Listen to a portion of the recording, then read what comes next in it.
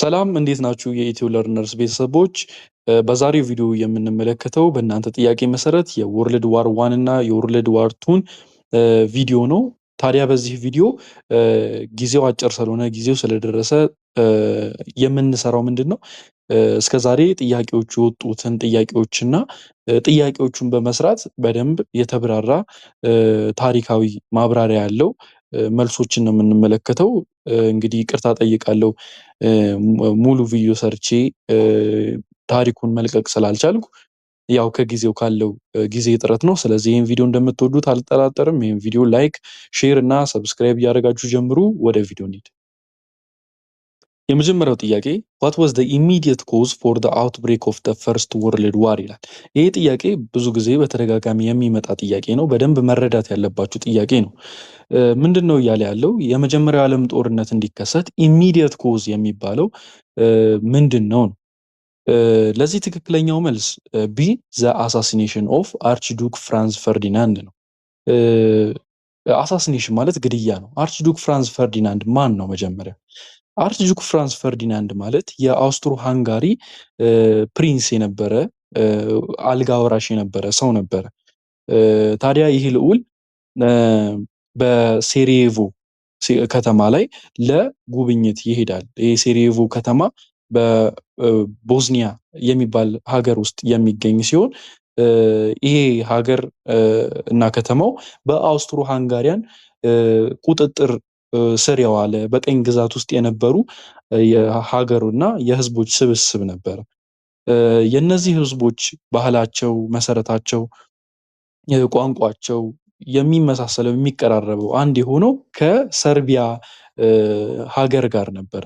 ታዲያ ይሄ ልዑል ይህንን ሀገር በሚጎበኝበት ጊዜ በአንድ ወጣት ቦዝኒያ ውስጥ ተወልዶ ባደገ እና ሀገሩን ነፃ ለማውጣት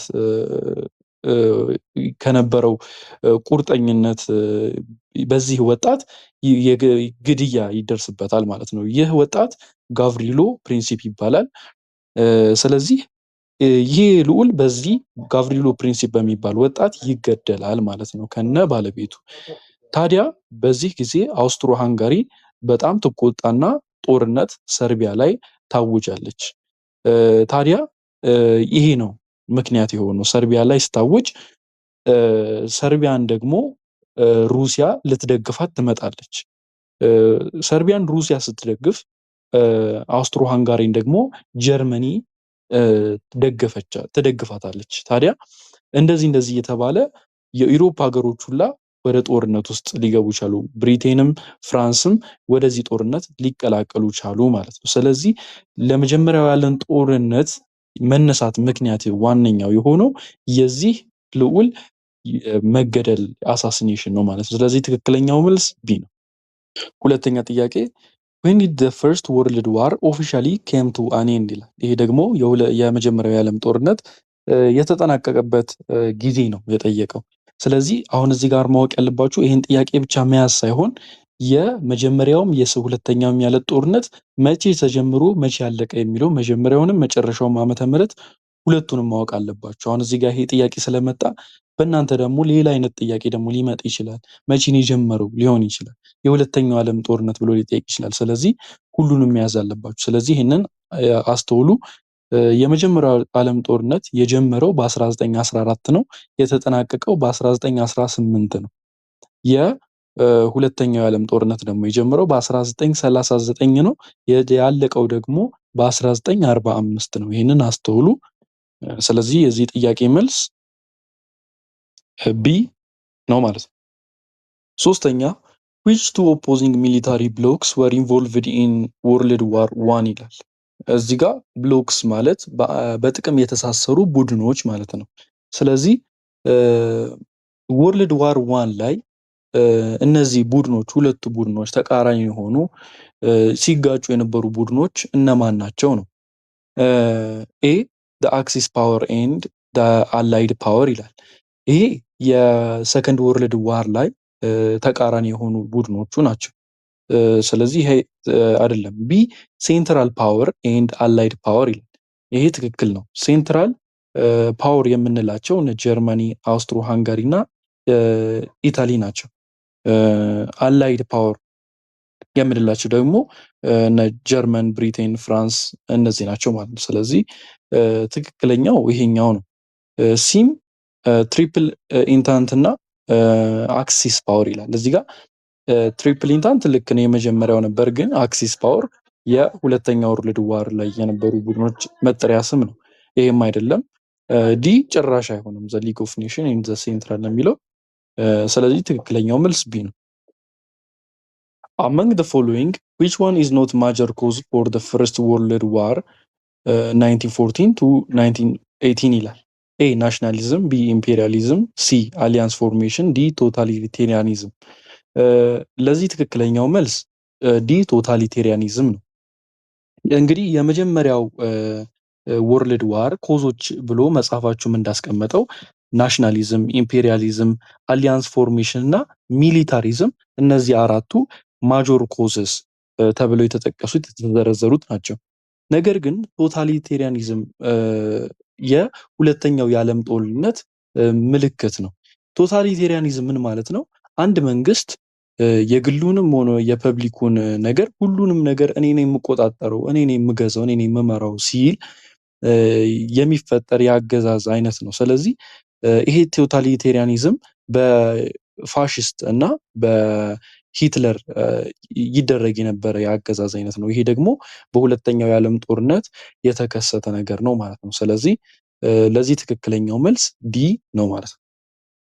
5 which one of the following country was part of the triple alliance and later named central power during the first world war ይላል። ኤ ፍራንስ፣ ቢ ጀርመኒ፣ ሲ ራሽያ፣ ዲ ብሪቴን። እንግዲህ ቅድም ይህን ጥያቄ አይተነዋል። ትሪፕል አሊያንስ የምንላቸው አካሎች ጀርመኒ፣ አውስትሮ ሃንጋሪ እና ኢታሊ ናቸው ብለናል።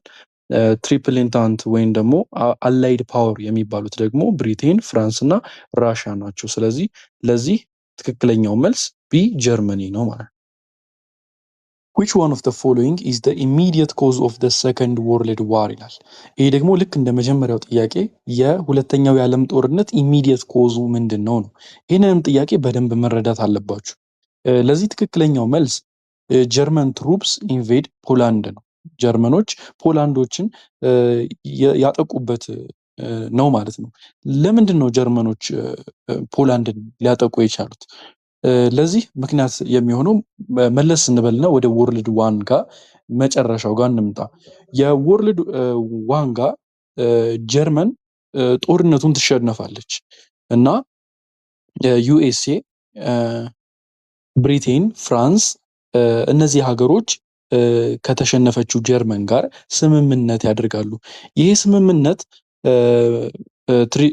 ትሪቲ ኦፍ ቨርሳይ በመባል ይታወቃል። ይሄ ምንድን ነው? ቨርሳይ የፍሬንች ቋንቋ ነው እና ይሄ ስምምነት ምንድን ነው? ጀርመን በአራት ነገሮች እንድትቀጣ ነው የሚያደርገው። የመጀመሪያው ነገር ለዚህ ለመጀመሪያው የዓለም ጦርነት ምክንያት ጥፋተኛ የሆነችው ጀርመን መሆኗን የሚገልጽ፣ ሁለተኛ ጀርመን ላጠፋችው ለዚህ ጉዳትና ኪሳራ ካሳ ክፍያ እንድትከፍል የሚያደርግ፣ ሶስተኛ ጀርመን የራሷ የሆነ የአየር ኃይልም ሆነ የባህር የሰብመሪን ኃይሎች እንዳይኖሯት የሚያደርጉ እና የመጨረሻው ደግሞ ጀርመን ከነበራት የመሬት ድንበር የተወሰነው ለፖላንድ እንዲሰጥ የሚያደርግ ነበረ። ታዲያ ይሄ ትሪቲ ኦፍ ቨርሳይ ይባላል። በጀርመንና በእነዚህ ሀገሮች የተደረገ ስምምነት ነበረ። ታዲያ በዚህ ስምምነት አማካኝነት ፖላንድ መሬት ታገኛለች። ያገኘችው መሬት የባህር በር እንዲኖራት ተደርጎ የተሰራ ነበረ። ታዲያ በዚህ ጊዜ የጀርመን ክፍል ለሁለት ይከፈላል። ለፖላንድ በተሰጠው መሬት አማካኝነት ጀርመን ለሁለት ክፍሎች ይከፈላል ማለት ነው። በዚህ ጊዜ መሪው የነበረው አዶልፍ ሂትለር በዚህ ሀሳብ አይስማማም። በሁለት ነገሮች አይስማማም። የመጀመሪያ ነገር ይሄ ለፖላንድ የተሰጠው መሬት ጀርመንን ለሁለት እንዲከፍል ምክንያት ሆኗል። ስለዚህ በዚህ ምክንያት በጣም ችግር ነበር ማለት ነው፣ ይህንን መሬት አንድ የማድረግ የማስመለስ። ሌላኛው ደግሞ ጀርመኖች ለመስፋፋት፣ ለማደግ፣ ለመበልጸግ ብዙ መሬት ያስፈልጋቸዋል ብሎ ያስብ ነበረ። ስለዚህ በዚህ አማካኝነት ፖላንድ ላይ ጥቃት ያነሳል ማለት ነው። ስለዚህ የሁለተኛው የዓለም ጦርነት ኢሚዲየት ኮዝ የሚባለው ጀርመን ፖላንድን ማጥቃት ኢንቬድ ማድረጓ ነው ማለት ነው። ስለዚህ ትክክለኛው መልስ ኤ ነው። የመጨረሻው ጥያቄ what was the political consequence of the first world war ይላል። ለዚህ ትክክለኛው መልስ ቢ the major European dynasty were dethroned ነው። መጽሐፋችሁ ላይ እንደተጠቀሰው ፔጅ 102 ላይ ምን ይላል? the four major European dynasty were dethroned ይላል። ስለዚህ ቃል በቃል የተቀመጠው ትክክለኛው መልስ ይሄ ነው። ሌሎቹን እንመልከት። ዩናይትድ ስቴትስ ኢኮኖሚ ስትሬንግዝ ይላል። ይሄ ትክክል ነው። የዩናይትድ ስቴትስ ኢኮኖሚ ከመጀመሪያው ዓለም ጦርነት በኋላ ጨምሯል። ነገር ግን ይሄ ኢኮኖሚካል ፋክተር ነው እንጂ የፖለቲካል ተጽዕኖ አይደለም። እዚህ ጋር መጽሐፋችሁ ላይ እንደሚጠቅሰው ፖለቲካል ላይ ዩናይትድ ስቴትስ እና ራሽያ ኢመርጅ አስ ሊዲንግ ወርልድ ፓወርስ ይላል። ዩናይትድ ስቴትስ እና ራሽያ ጠንካራ ፓወር ሆኑ፣ መሪ ፓወር ሆኑ በዓለም ላይ ይላል። በእርግጥ አንድ ሀገር ጠንካራና መሪ የምትሆነው የገንዘብ አቅም ሲኖራትም ነው። ነገር ግን እዚህ ጋር ቃል በቃል እንደተጠቀሰው ይሄኛው ኢኮኖሚካል ነው። በቃ ኢኮኖሚካል ነው። ቢ ላይ ያለው